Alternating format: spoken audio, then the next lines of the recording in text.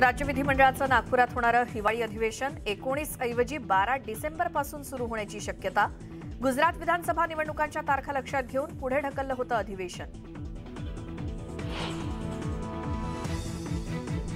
शिर्डीत राष्ट्रवादी काँग्रेसचं अधिवेशन, शरद पवारांना रुग्णालयातून मिळणार डिस्चार्ज, अधिवेशनाला लावणार हजेरी।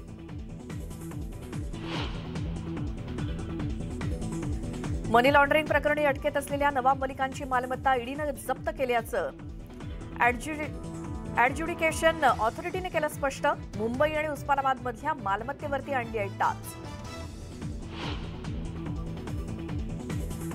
मुंबईकरांना महागाईचा झटका, सीएनजीच्या दरात 3.5 रुपये तर पीएनजीच्या दरात 1.5 रुपयांची वाढ। मालेगाव कारखान्यांना भीषण आग, शर्थीच्या प्रयत्नानंतर आगीवरती नियंत्रण मिळवण्यात यश, तर शॉर्ट सर्किटमुळे आग लागल्याचा अंदाज।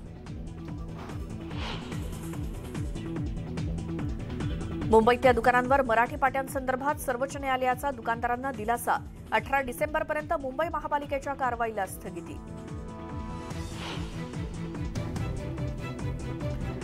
रेल्वे प्रवाशांना मोठा दिलासा, मोठ्या स्टेशनमधले वाढलेले प्लॅटफॉर्म तिकीट दर झाले कमी, गर्दी रोखण्यासाठी काही दिवसांपूर्वी वाढवला होता दर। उद्या मुंबईच्या मध्य रेल्वेवर सीएसएमटी ते विद्याविहार आणि हार्बर मार्गावर पनवेल ते सीएसएमटी दरम्यान मेगा ब्लॉक, तर पश्चिम रेल्वेवर बोरिवली ते भाईंदर दरम्यान मेगा ब्लॉक।